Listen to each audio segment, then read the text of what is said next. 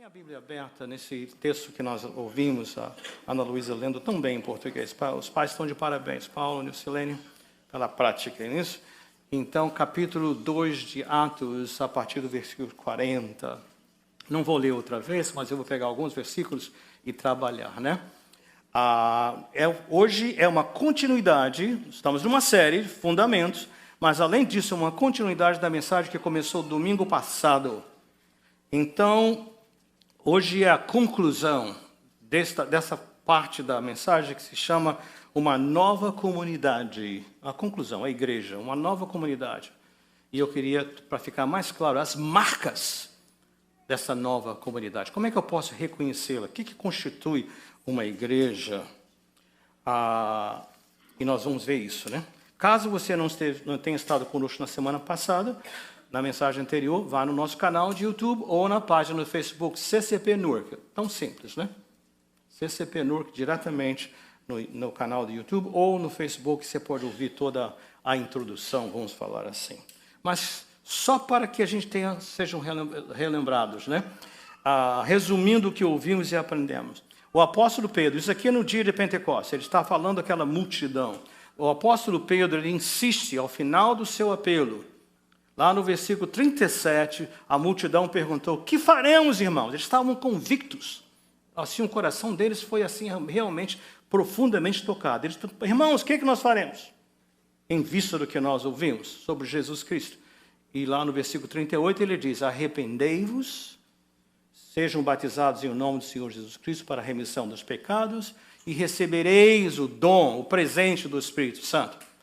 E a 39 completa a nossa igreja, crê muito nisso, somos uma igreja da aliança, que essa promessa é para vós e para vossos filhos. Lembra-se, nós cremos muito lá em Atos 16, 31, crê no Senhor Jesus Cristo, será salvo tu e a tua casa. Deus não deixa a família de fora. Nós temos um papel a fazer. Há uma obra a ser feita, mas Deus já nos convida a nós confiar nele e também nossos familiares nos acompanharão. Então nós vemos isso. Em outras palavras, quando o Pedro está anunciando e falando: "Arrependei-vos, sejam batizados em nome do Senhor Jesus Cristo", o que ele estava dizendo é o seguinte: vocês precisam entrar em um relacionamento pessoal com Jesus, com Deus. Ou seja, crer que Jesus é o Filho de Deus. Deus se fez carne, habitou entre nós, viveu uma vida perfeita e ao final entregou a sua vida como sacrifício por nós. Tudo aquilo que nós não alcançamos, pecados, desobediência, tudo aquilo que nos afasta de Deus, em Cristo Jesus, lá na cruz, foi liquidada a dívida, rasgada a cédula da nossa dívida. Ou seja, naquele momento, nós somos reconciliados com Deus. Então, precisamos crer isso no coração e, ao mesmo tempo, confessar com a nossa boca. Irmãos, é importantíssimo, a não ser que você seja o ladrão na cruz. Lembra dos dois ladrões lá na cruz com Jesus?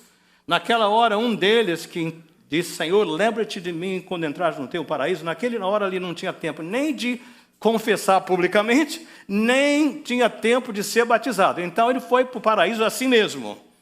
Mas você tem a oportunidade hoje. Creia no seu coração. Confessa. Então o Pedro está fazendo esse apelo. Mas o Pedro nos assim choca, nos chama, porque logo no versículo seguinte, 40, ele fala assim: "Com muitas outras palavras os advertia e insistia com eles, dizendo: salvem-se desta geração perversa."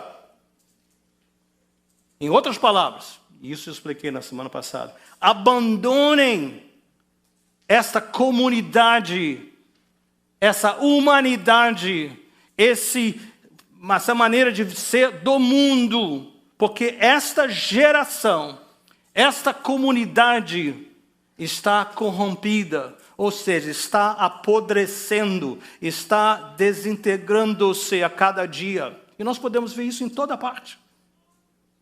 Não só na nossa saúde, não só nos nossos relacionamentos, em todo lugar.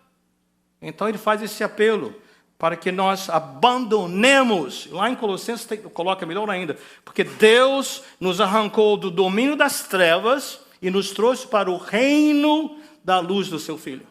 Então há uma mudança drástica. Então Pedro está dizendo aqui o seguinte: não só tenha um relacionamento pessoal com Jesus, mas venha fazer parte dessa reunião, desse grupo de pessoas que nós chamamos de igreja, ou seja, congregação, essas pessoas juntas que têm algo em comum, o fato de que reconhece que são pecadores, mas reconhece que Deus não desistiu de nós e nos trouxe para essa comunhão.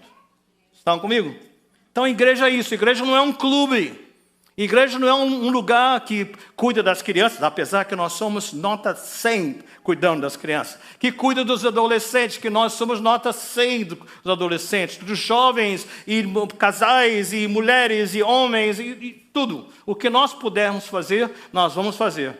Porém, ele está dizendo para nós que esse relacionamento tem a ver com o fato que nós que temos em comum, é o fato que nós fomos alcançados, recebemos a bênção do Senhor Jesus em nossa vida. Você pode dizer amém para isso?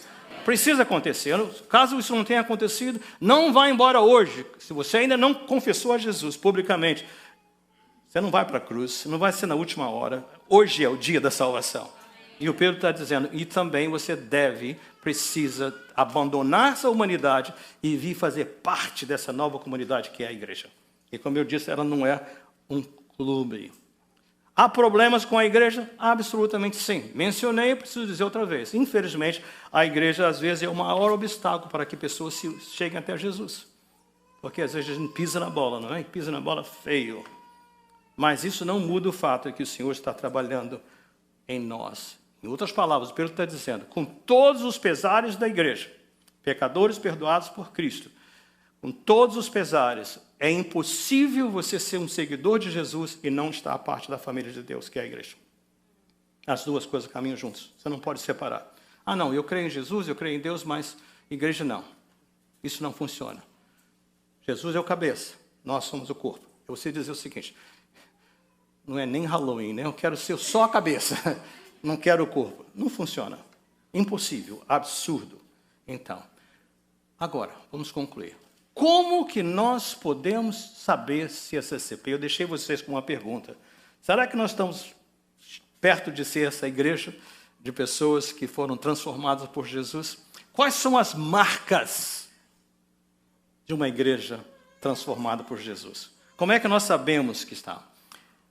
É muito interessante que eu não vi aqui ministérios, eu não vi aqui ministério de criança, ministério de adolescente, ministério de células, ministério disso, não vi isso aqui. Mas ele coloca marcas que são universais.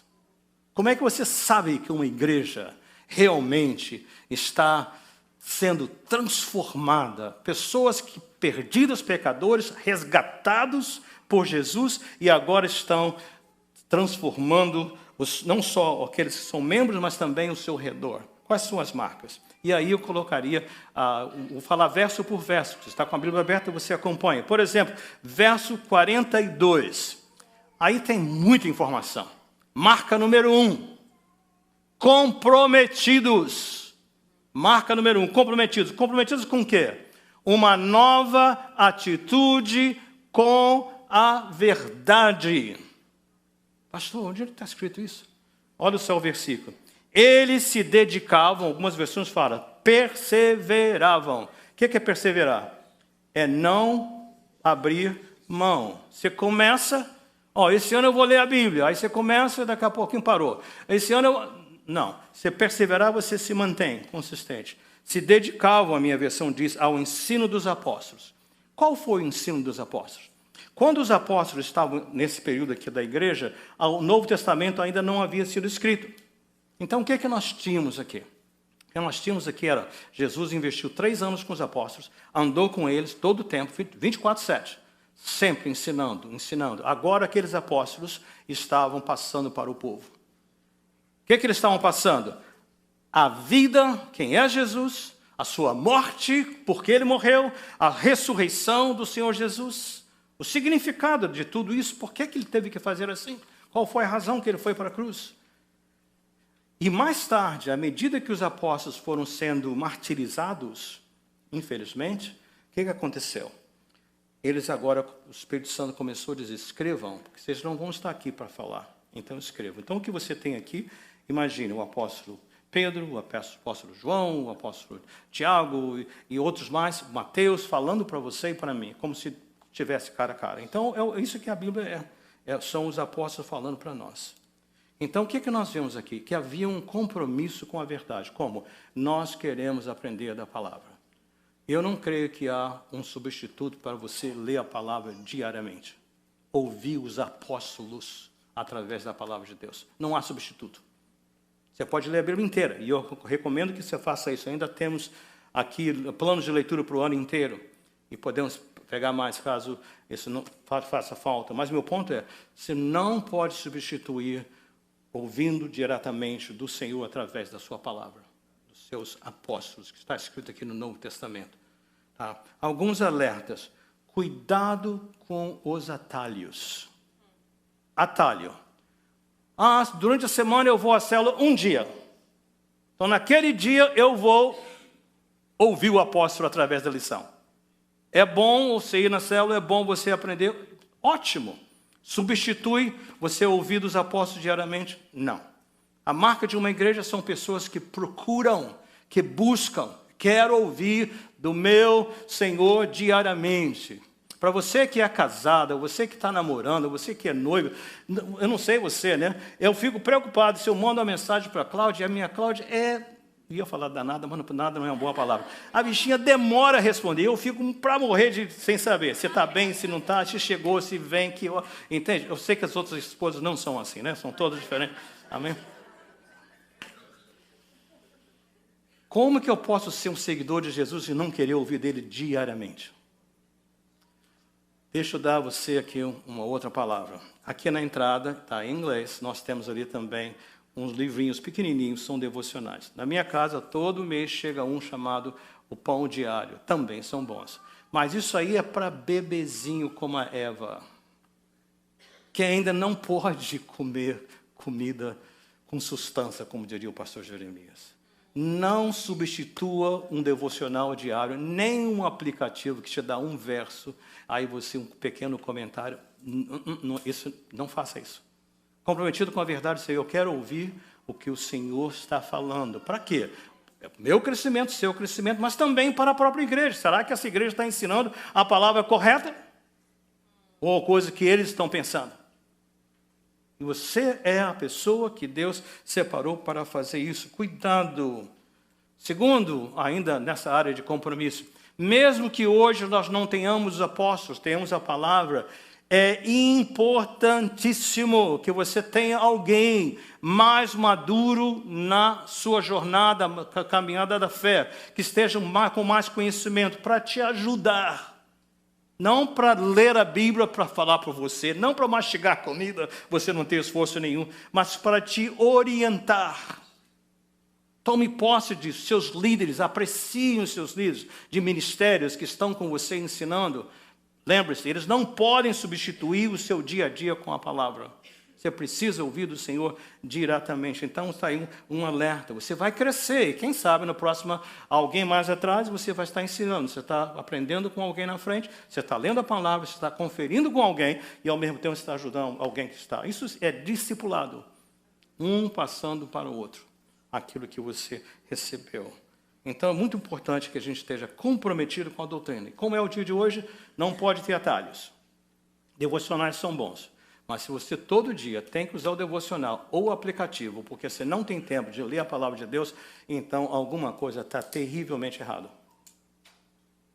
Esse relacionamento está ralo. Tente fazer isso no seu relacionamento conjugal, no seu relacionamento de namoro ou de noivado. Vai dar com os, perdão a expressão, dos burros na água. Amém? Marca número 2, comprometidos. Pastor, você já falou comprometidos, agora é diferente. Ainda no versículo 42, eles se dedicavam ao quê? À comunhão. À comunhão. Ter comunhão é criar e desenvolver relacionamentos. Requer decisão, determinação, priorização do seu tempo. Relacionar-se dá trabalho. Já é complicado demais a gente ficar cuidando daquelas pessoas com quem nós nos relacionamos, a gente vai ficar fazendo com outros ainda. Pai do céu, complica. naquele lugar ali do salão social, na hora do café, não fique na sua panela. Não fique no seu círculo de pessoas que você conhece. Na hora do abraço da paz, não fique só com aqueles que você já conhece. Saia do seu lugar, procure alguém, se identifique, pergunte o nome, invista tempo. Quem sabe que você vai até ser um pouco mais além e dizer o seguinte: ouça, lá no salão social, primeira vez sua aqui, de onde você está? Você tem planos para o almoço? Vem almoçar conosco. Ô mulher, põe mais água no feijão. Se ainda fazem isso, né? Notou a ideia? Você imaginou isso? Mas não, a gente fica numa correria, numa pressa tão grande que não tem tempo para ninguém, só para os nossos grupos. Tudo planejado. Ter comunhão é você esvaziar a agenda para incluir aqueles que estão chegando. Em nome de Jesus. Eu não estou dando bronca, eu estou falando o que a palavra está dizendo para vocês. Essa é a marca número 2. Marca 3. Comprometidos. Ah, pastor, 3 vezes? Yeah. Uma nova atitude para com o sacramento da Santa Ceia. Eu já pulei porque o versículo 40, eles se dedicavam ao partir do pão. Esse partir do pão tinha 2 sentidos. Um sentido que era das reuniões, no caso da CCP, mensais, onde nós celebramos a Santa Ceia. Esse ano, por causa do Labor Day, como fazemos, a Santa Ceia não será no domingo que vem, será no dia 10. É nosso costume, sempre nós honramos aqueles fins de semana, último fim de semana de feriado do nosso verão. Então vamos estar. Mas essa presença, dia de Santa Ceia, todo mundo. Esse dia eu não trabalho, a não ser emergências e enfermidade. Nós vamos estar juntos lá celebrando a Santa Ceia. Mas esse partir do pão também se referia, como eu mencionei, ter tempo para comerem juntos. Eu quero compartilhar algo com você. Eu creio que isso nós somos já condicionados a não ter paciência com nada. Principalmente aqui em New Jersey. Não vou falar de New York, mas eu acho que o leste inteiro é assim. Você já notou que a gente é tudo na pressa? Vai botar gasolina, fica nervoso se tem fila ou se demora o atendente, não é isso? Onde é que foi o moço? O que é isso? No mercado, você tem paciência quando uma pessoa está nova ali olhando? Eu fui outro dia, a pessoa estava ali, tinha que olhar no papelzinho lá para ver que não sei o quê. Nervoso. Não é verdade isso? A gente fica impaciente. Põe esses imigrantes aí para fazer ficar no caixa, né? Devia botar pessoas que falam inglês, que sabem tudo, né? Porque esse imigrante fica aí e não sabe nem... Você pensa assim? Eu sei que você pensa assim. Eu te conheço. Te conheço. No mês de maio, nós fomos ao Texas. Eu, Cláudia, nós estamos como família procurando. E tem encontros, todo mundo junto. A gente aluga uma casa, aqueles Airbnb, fica todo mundo junto, né? E parte dessa tradição, a gente tem que fazer compras de comida. Estávamos em Waco, Texas. Aí fui com Rebecca, Rachel, Wilton, Winter, de carrinhos, tá? Para fazer compras. Tudo bem. Que povo devagar. Pega na coisa e olha, acho que ele fica namorando ali o produto. Pega logo, abre o caminho. Finalmente, depois de eu já estou aqui já ralado, chegamos no caixa. A mesma coisa. Uma calma. Aí eu vi a pessoa, estavam bagging, assim, colocando nas sacolas. Eu falei, eu posso ajudar? Aí a pessoa olhou para mim, não, está tudo bem. Mas numa calma tremenda. Eu falei, Aí minha filha falou assim, não se preocupe, eles são de New Jersey, ok?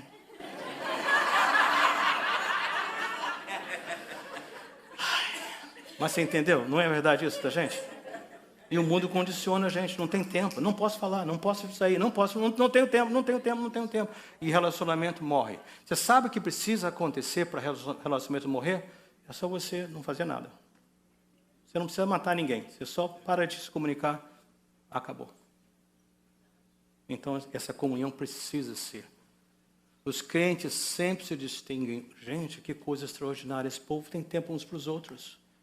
E não são só aquelas pessoas do seu círculo de relacionamento, já estão sempre incluindo. Eu sei que isso é complicado.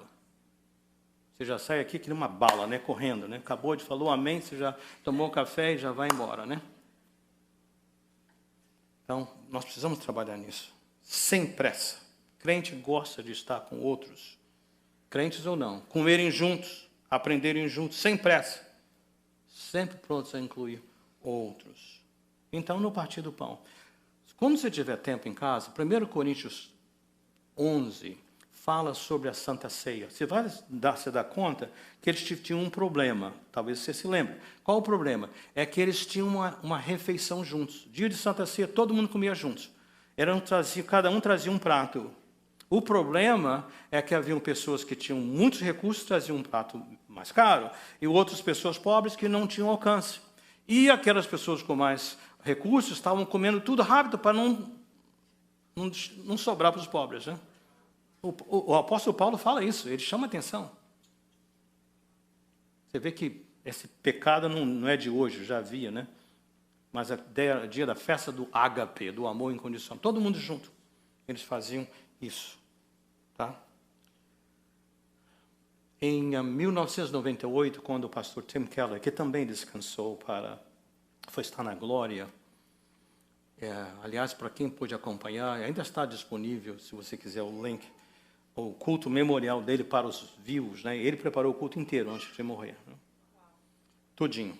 Você acredita que o culto evangélico foi realizado na Catedral St. Patrick, em Nova York? Com a presença do cardeal? Não teve nada de católico romano, tudo, só o local. E o arcebispo que ele é, né? Ele apenas falou, é um privilégio sermos hóspedes, celebrando a vida desse homem que muito me impactou, um amigo pessoal. Só isso, sentou. Impressionante.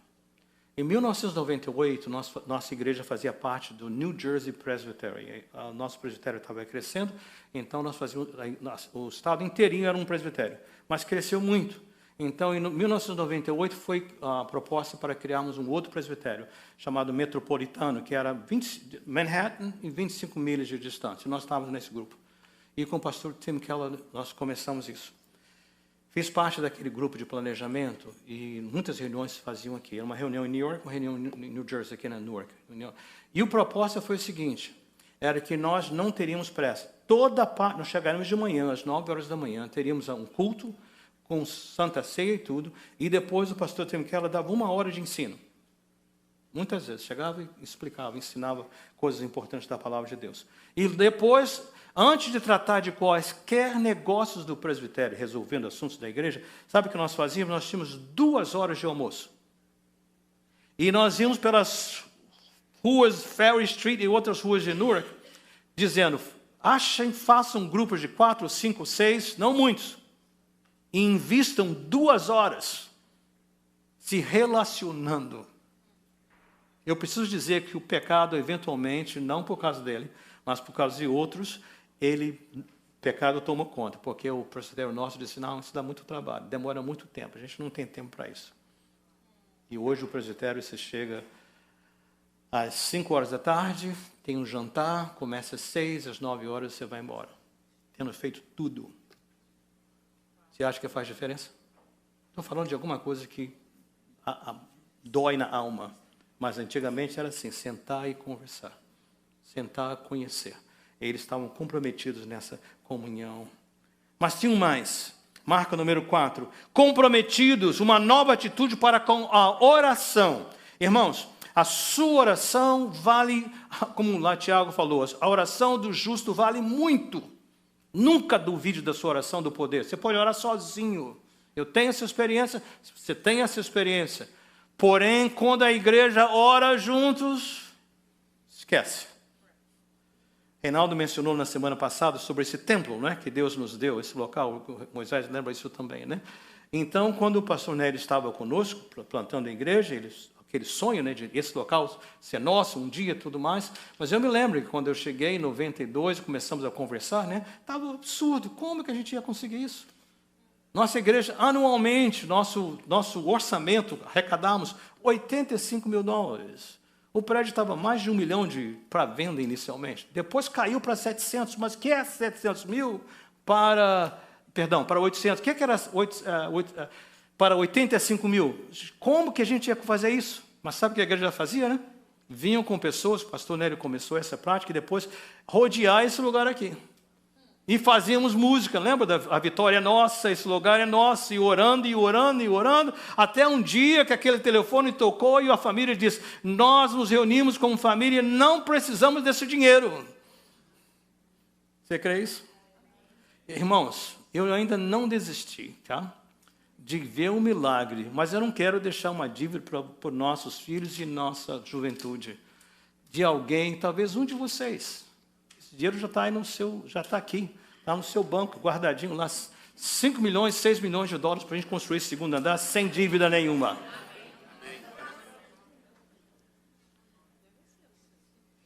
O que é que precisa orar? Nós temos, né, experimentado um crescimento na oração. Quero agradecer que o número de homens melhorou, né, presbítero Jonas, né, presbítero Valdomiro, melhorou. Né? O presbítero Reinaldo disse que uma vez ele não vem ainda, né? Antes da partida dele, da aposentadoria, ele virá na oração, né? Mas ele vem, ele já veio muitas vezes, né? Mas está conosco. Tá? Diácono, nós tivemos o Argeu conosco, então o Israel já está colocando isso, né? O Paulo também já está fazendo planejamentos, e vamos estar juntos. Irmãos, se essa igreja ora juntos, quando a igreja orou em Atos 4, o que aconteceu? O lugar tremeu. Sinais e prodígios foram realizados.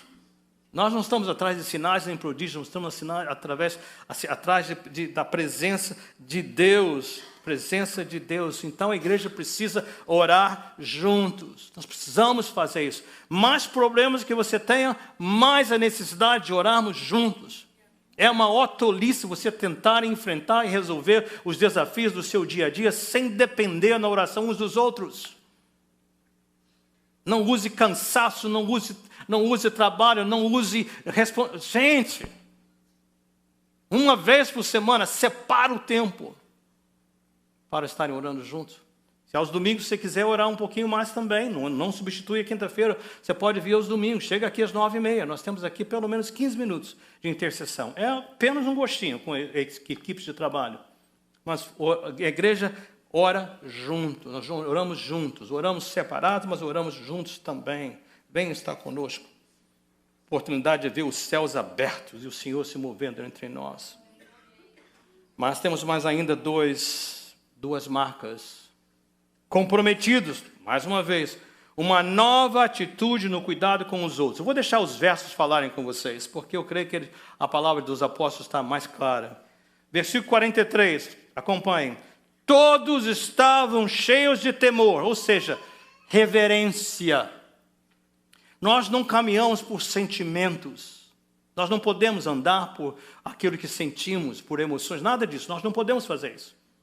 Porém, há certos dias, eu não sei você, mas, por exemplo, hoje, quando eu estava ouvindo os acordes, ouvindo o cântico, olhando para vocês cantando, aqui me dá um santo arrepio dentro, alguma coisa acontece, esse seu temor, por causa da presença do Senhor. Não é o instrumental, não é o vocal, não é o ambiente, nada, é a presença do Senhor.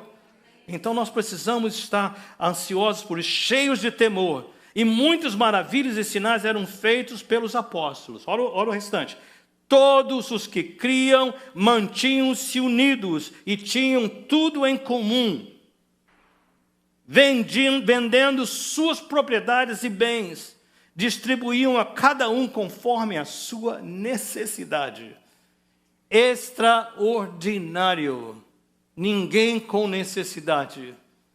Só a presença extraordinária de Deus pode fazer isso acontecer outra vez. Porque nós estamos tão prisioneiros de manter o que é nosso. A gente fez lá a nossa aposentadoria, nossa poupança, nossa isso, nosso aquilo, que a gente às vezes deixa, não posso ajudar, porque se eu der, vai fazer falta. Sem entender que o meu dar não se compara com o dar do Senhor. Uma marca da igreja. Quando a igreja diz, as pessoas podem dizer, não há ninguém necessitado nesse lugar. A história nos conta que na época da igreja, dos seus primeiros anos, lá no Império Romano, havia prática que meninos eram importantes, meninas não. Quando você já tinha uma filha ou duas, a terceira já não era bem-vinda. Então era comum famílias, era legal deixarem a criança lá enrolada num monturo de lixo para que morresse de necessidade. Sabe o que os crentes faziam? Eles vinham e recolhiam aquelas crianças e adotavam, pobres que fossem, adotavam o que eles tinham, eles compartilhavam. Isso fez um impacto tremendo. Você imaginou isso? Eu não posso nem imaginar. Aquilo que os outros rejeitavam, eles abraçavam. E vendendo as suas propriedades, como eu li, distribuíam cada um conforme. Inimaginável! Vocês falam, só Jesus na causa faz isso. Mas quer ver uma marca de uma igreja? Aí está. Cuidando. Marca 6 e última. Comprometidos. Uma nova atitude para com as reuniões semanais. Todos os dias. Ah, pastor, o senhor quer que a nossa igreja seja pentecostal? Não, eu estava falando com o neto do pastor Danny Iverson, ele estava me contando a experiência dele lá em Atlanta. Ele estava falando, vocês conhecem o Danny Iverson, porque o nosso ministério com o Penitent Court começou através dele, né? Eles começaram lá na Hawkins Street, naquela igreja lá, e depois da Trinity na época, né? E agora, depois, mais tarde, nossa igreja. Mas ele falou para mim, contou várias experiências. Ele falou, pastor, eu sou presbitotal. Eu falei, que presbitotal? Que negócio? Eu sou presbiteriano pentecostal. Eu falei para ele, tem algumas coisas me incomodando. Tem algumas coisas me incomodando. Aí eu perguntei para ele, como é que vocês fazem o batismo? A gente splash e a gente dunk. Eu falei, uau, ok. Há controvérsia, né? Mas vamos lá. Mas impressionante. Mas por quê? Trabalhando com ministérios, uma atitude. E ele estava dizendo, o maior ministério que eles têm hoje são igrejas em casa. Se reúnem para Santa Ceia, se reúnem para cultos especiais e coisas assim, mas pequenos núcleos familiares. E ele estava falando, gente pobre. Gente onde como no que está acontecendo, prédios elegantíssimos estão surgindo, mas que não está ao alcance do pobre. Então, o que é que acontece? Lá em Atlanta, a situação está tão séria que o governo está tendo que pegar instituições locais, quase como fazem com os refugees, fazendo com pessoas afro-americanas, para que possam ter um lugar para morar. E eles têm trabalhado, esse tem sido o povo que eles têm focalizado como centro da sua vida. Então, são características extraordinárias. E com isso, são todos os dias, sempre alguma coisa acontecendo.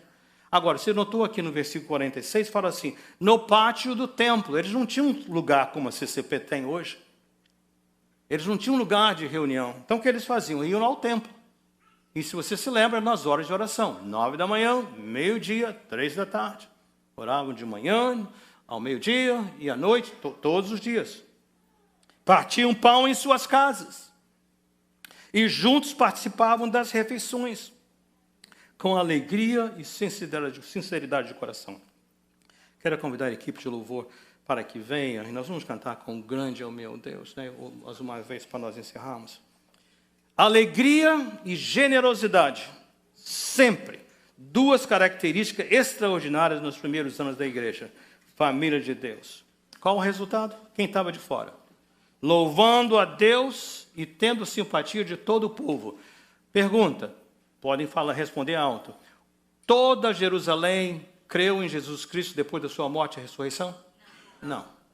Nós não sabemos a população que tinha ali, né? 3.000 se converteram. E os milhares que não? Mas os milhares que não, eles não podiam deixar de dizer o seguinte, olha, eu nem creio em Jesus, mas esse povo é diferente. Esse povo é diferente. Essas marcas estão aí. Comprometidos com o ensino, comprometidos com a comunhão, comprometidos com a Santa Ceia, comprometidos com o cuidado uns dos outros. Tudo isso aconteceu. E foi essa atmosfera que Deus usou para cada dia pessoas sendo acrescentadas. Porque eles chegavam e diziam, como é que é esse negócio mesmo? Conheço igreja, mas nunca vi isso acontecendo. Como é que é isso? Você se conhece há 10 anos já? Não. Conheceu domingo passado? É. Mas como é que pode? Vocês já estão ajudando e se apoiando e ajudando uns aos outros? Você pergunta, pastor, e a CCP? Onde nós estamos como igreja hoje? Nós somos essa nova comunidade? Essas marcas estão aqui? Ou será que a gente está como um clube ao invés de uma nova geração? Pergunte, como é que você se sente? Agora eu pergunto a vocês, comunidade cristã, presbiteriana, onde é que nós estamos como igreja? O que é que vocês dizem? Somos uma nova geração, uma nova comunidade? Ou você crê que nós somos apenas um clube? Quando que você vai, pratica e recebe benefícios, quando pode, quando o tempo sobra. Eu creio que Deus quer fazer algo extraordinário para nos transformar. Irmãos, é possível que você já ouviu apelos aqui desse púlpito, já veio aqui nesse altar centenas de vezes, até hoje mesmo. Talvez você veio mais cedo por causa de uma necessidade legítima, mas eu quero abrir esse altar para encerrarmos para você mais uma vez. Eu não estou conformado com o nível que nós estamos. Tenho um orgulho imenso de vocês, mas nós estamos apenas arranhando a superfície. Há uma profundidade de um relacionamento com Deus extraordinário. A palavra de Deus fala que olhos não viram, ouvidos não ouviram o que Deus tem preparado para os seus. O Senhor tem coisas para nós extraordinárias, mas depende da nossa disposição. Passar o controle total para Ele e confiar nele totalmente.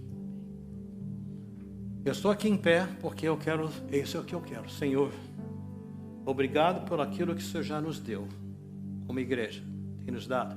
Mas, Pai, nós estamos arranhando a superfície. Queremos ir a fundo, Pai. Então, se esse é o seu desejo, enquanto cantarmos, ninguém vai orar com você, a não ser que você tenha um pedido, alguma coisa, mas se o Senhor está colocando essa fome, essa sede de ver essa transformação, venha ao altar. E termine aqui dizendo: Senhor, eu ouvi sobre as marcas, estão fora do meu alcance, mas eu creio que o Senhor coloca para que eu possa despertar, desejar, e o Senhor me ajuda a ter. Então, se é esse o seu desejo, se você tem fome e sede desse novo patamar, assim que começarmos a cantar, deixe o seu lugar, termine aqui no altar. Pai, Senhor, assim como o Senhor está movendo no meu coração esse desejo de ver esse extraordinário, não para mim, Pai, eu não preciso de provas da sua existência, não, mas saber que existe muito mais do meu relacionamento com o Senhor e da nossa igreja com o Senhor. Então, Pai, eu estou aqui dizendo: dá-me mais, e move o teu povo aqui que está presente, aqueles que ouvem em casa, Pai, eu te peço em nome do Senhor Jesus. Então, se você está aqui, é o seu desejo, à medida que cantarmos, deixe o seu lugar e venha até o altar.